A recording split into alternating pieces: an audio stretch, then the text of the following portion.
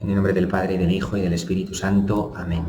Bien, pues en este resumen, para que no nos resulte difícil ahora recordar lo que habíamos ido tratando hasta el mes pasado de junio, que es cuando paramos el curso, hemos visto dos partes de este curso de liturgia que queremos ir explicando. La primera era explicar la introducción del catecismo a la liturgia, la enseñanza del catecismo sobre la liturgia cristiana de la Iglesia Católica. La segunda parte era un análisis de los textos bíblicos de la institución de la Eucaristía en la Última Cena. Pues hoy vamos a hacer un resumen de la primera parte de lo que dice el catecismo, que ya lo vimos todo, y el próximo martes un resumen de la segunda parte, que es lo que hemos tratado hasta ahora de los textos bíblicos de la Última Cena, que no lo hemos terminado, estamos ahí, ¿vale? Entonces el catecismo, recordando de manera un poco sintética todo lo que hemos tratado, habla de la liturgia, de la celebración del misterio cristiano en su segunda parte, y en una de las secciones de esa segunda parte, titulada La economía sacramental, pues ahí trata el tema del misterio pascual en el tiempo de la Iglesia, en un primer capítulo. En un segundo capítulo, la celebración sacramental de este misterio pascual. Entonces, lo primero que habíamos explicado es cómo el catecismo lo primero que hace es explicar cómo en la liturgia de la Iglesia es obra de la Santísima Trinidad. En ella, en la liturgia, Dios Padre es bendecido y adorado como la fuente de todas las bendiciones.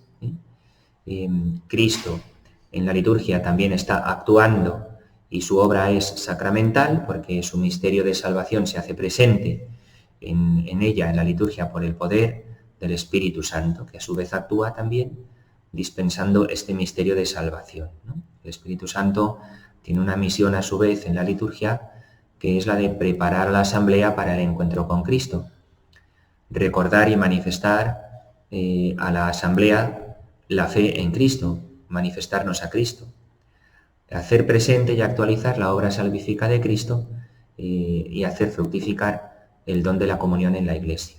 Por tanto, la Santísima Trinidad, Padre, Hijo y Espíritu Santo, los tres actúan y están presentes en la liturgia. No solo eso, sino que es obra de ellos. Después hemos explicado cómo se da este misterio pascual de Cristo, su misterio de salvación, de su misterio de encarnación, muerte y resurrección, con la que nos ha salvado del pecado y de la muerte y nos ha comunicado la condición divina. Cómo se da este misterio de Cristo, su misterio pascual, en los sacramentos de la Iglesia. Y entonces enunciamos aquella definición clásica que el catecismo ofrece sobre los sacramentos. Los sacramentos son signos eficaces de la gracia, signos eficaces de la gracia, instituidos por Cristo y confiados a la Iglesia, por los cuales se nos va dispensando, recibimos la vida divina. Los sacramentos se desarrollan por medio de ritos visibles, que cuando son celebrados significan y realizan la gracia propia de cada sacramento. En la Sagrada Eucaristía, real y verdaderamente, se realiza la transustanciación del pan y del vino en el cuerpo y la sangre de Cristo que recibimos. En el bautismo, real y verdaderamente, recibimos la filiación divina. Somos hechos hijos de Dios Padre en su Hijo Jesucristo.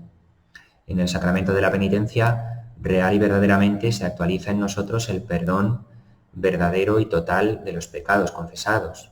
Y así por su orden en cada uno de los 7 sacramentos, que dan fruto efectivo y real en quienes los recibimos con las disposiciones requeridas. Como habíamos explicado, la Iglesia celebra los sacramentos como comunidad sacerdotal estructurada por una doble participación en el sacerdocio único de Jesucristo, que se da en la Iglesia en dos formas diversas, mutuamente complementarias, que se ordenan la una a la otra. El sacerdocio común de todos los fieles, recibido en el bautismo, y el sacerdocio ministerial, que reciben los presbíteros, los ministros ordenados, en virtud y en servicio en favor del pueblo de Dios, para que éste pueda recibir los sacramentos, para que pueda recibir también la proclamación de la palabra, para que pueda ser también conducido y pastoreado como el rebaño de Cristo. Y aquí explicábamos uno de los puntos más importantes de la enseñanza del catecismo, que en realidad es de la enseñanza del Concilio Vaticano II sobre la liturgia, que es la de la participación de todo el pueblo de Dios en la celebración litúrgica.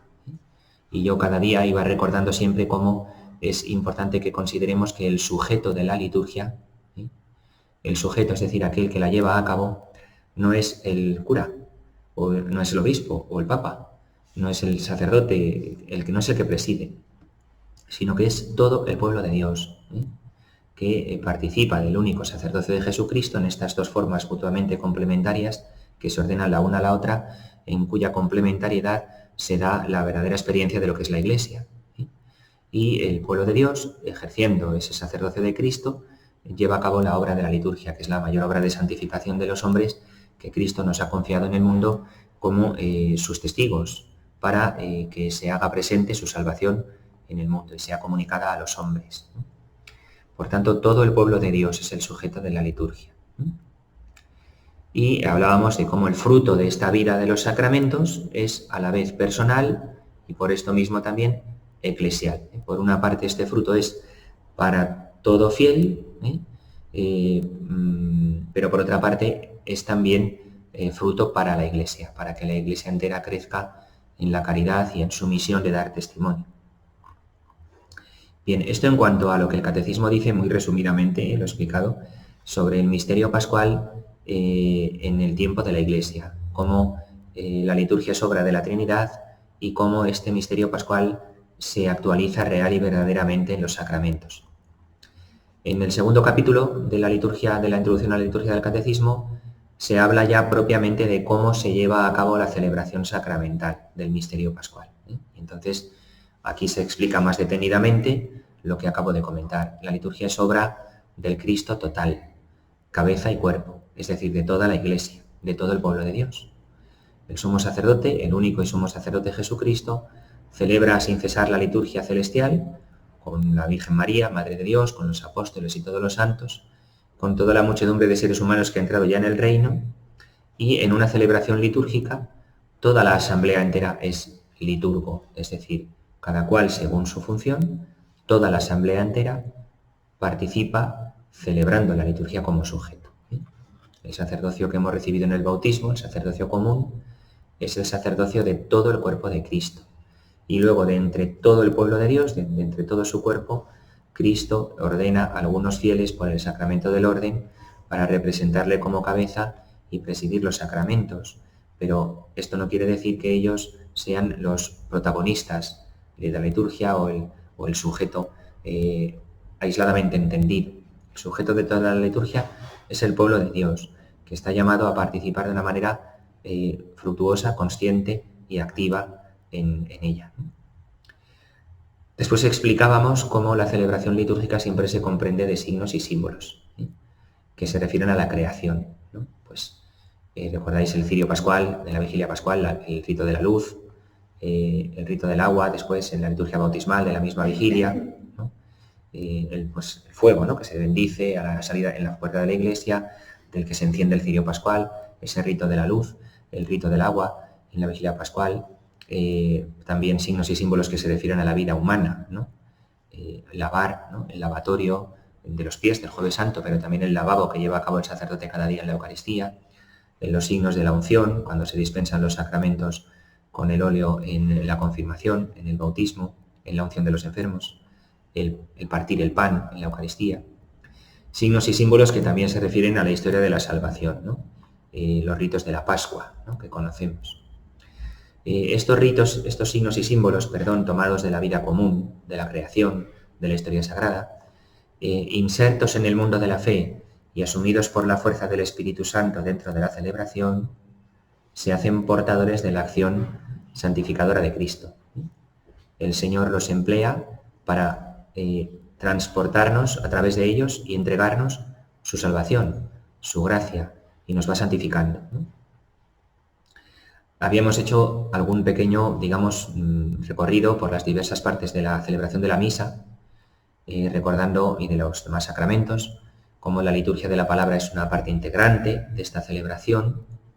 El sentido de la celebración es expresado por la palabra, que es anunciada y por el compromiso de la fe que responde a ella.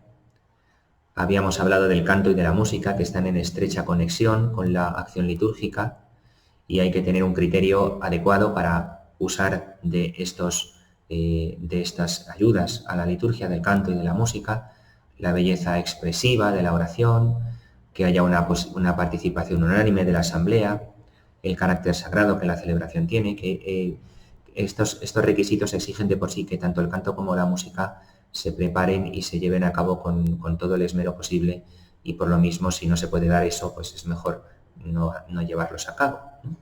A veces el canto o la música, cuando no podemos hacerlos bien, podemos estropear la celebración, ¿no? Entonces requieren por nuestra parte criterios para un uso adecuado. Las imágenes sagradas, las imágenes sagradas presentes en nuestra iglesia, en nuestras casas, que están destinadas a despertar y alimentar nuestra fe en el misterio de Cristo, porque es a Cristo al que adoramos a través de estas imágenes, o son a los santos a los que veneramos a través de las imágenes de María, de San José. Explicamos también el significado del domingo, que el catecismo recoge a continuación, el día del Señor, el día principal de la celebración de la Eucaristía, porque es el día de la resurrección. Es el día de la asamblea litúrgica por excelencia, el día de la familia cristiana, el día del gozo y del descanso en el trabajo, y es el fundamento y el núcleo de todo el año del ciclo litúrgico de la Iglesia. En ese círculo del año entero, en ese ciclo litúrgico, desarrolla la Iglesia todo el misterio de Cristo, ¿no? Como conocemos, desde la Encarnación y la Navidad hasta la Ascensión, Pentecostés y la espera dichosa de la segunda venida del Señor, ¿no? A lo largo de todo ese ciclo litúrgico se van jalonando las distintas etapas del ciclo, haciendo memoria de los santos. En primer lugar, de la Santa Madre de Dios y de los apóstoles, con ella, a continuación, los mártires y los otros santos, en días fijos del calendario litúrgico, manifestando así que la Iglesia en la tierra, nuestra Iglesia peregrina que formamos, está unida a la Iglesia celeste, que nuestra liturgia que celebramos aquí en la tierra está unida a la liturgia del cielo, glorificando a Cristo por haber llevado a cabo su salvación en aquellos miembros de la Iglesia que ya están glorificados. Y su ejemplo, el de los santos, pues nos estimula a nosotros en el camino al Padre.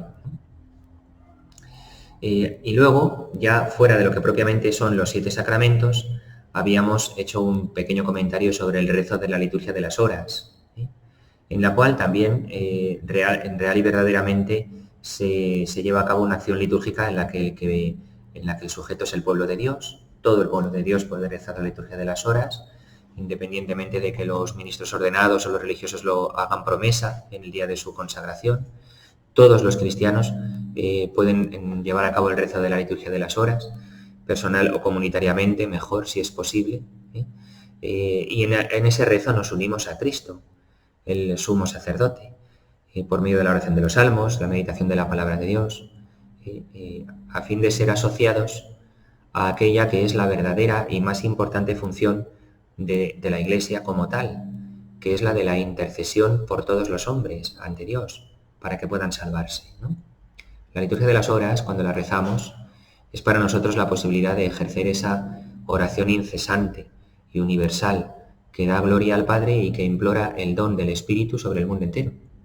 Y real y verdaderamente llevamos a cabo un servicio de intercesión por todos los hombres, que emana también de la Eucaristía, en la que principalmente se da esta intercesión, ¿no?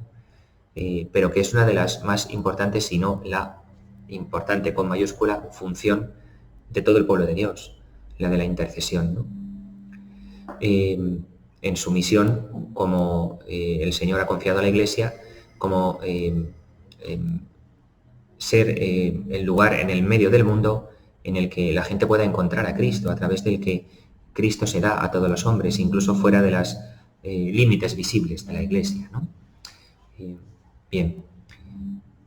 Cristo es el verdadero templo de Dios, el lugar donde reside su gloria, por la gracia de Dios.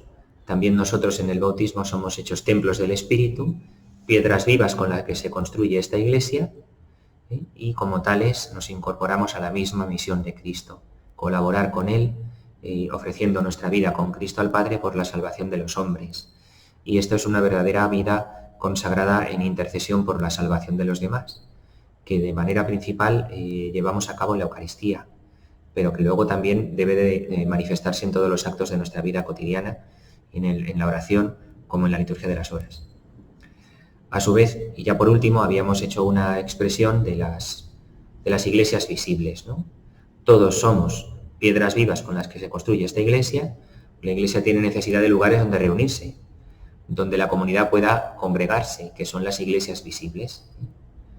El primer encuentro con Dios que un ser humano puede tener en el mundo de una manera totalmente todavía a lo mejor externa, sin haberse directamente hecho consciente de la presencia de Cristo, sin que ni siquiera se le haya predicado el Evangelio, pues no es otro que el campanario, la torre o la cruz de la torre de la iglesia del pueblo en donde vive, que gracias a Dios pues está prácticamente por todos los lugares del mundo y por tanto es como un signo visible de la presencia de Dios en medio del pueblo que nos convoca, ¿no?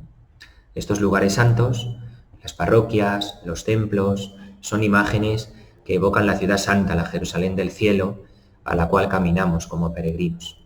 En estos templos celebramos el culto público y son y deben ser siempre lugares de recogimiento, de oración personal. Bien, y por último ya sobre la diversidad de la liturgia, habíamos hecho un pequeño comentario a las distintas tradiciones litúrgicas o ritos litúrgicos que existen y que están legítimamente reconocidos por la Iglesia Católica. No se celebran los sacramentos de la misma manera en todos los lugares y tradiciones, pero todas ellas son igualmente válidas y manifiestan la catolicidad de la Iglesia. La liturgia tiende a expresarse en la cultura del pueblo en el que la Iglesia se encuentra sin someterse a esa cultura, pero a su vez haciendo la suya, transformándola desde dentro, porque la liturgia misma puede ser generadora y formadora de las distintas culturas.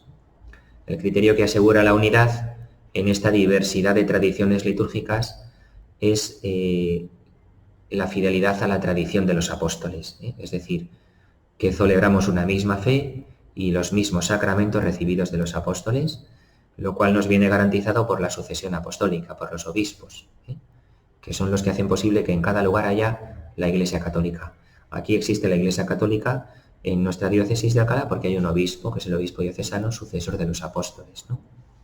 Y luego también esta unidad en la diversidad de la liturgia viene garantizada por el hecho de que es un único y mismo misterio, el de Cristo, el que se celebra. Y por supuesto, no hay otro misterio más que el de Cristo, por el que hemos sido salvados, ni otro nombre que se nos ha dado bajo el cielo en el que podamos salvarnos que el de Jesucristo, ¿no? Gloria al Padre, y al Hijo, y al Espíritu Santo. Como era en el principio, ahora y siempre, por los siglos de los siglos. Amén.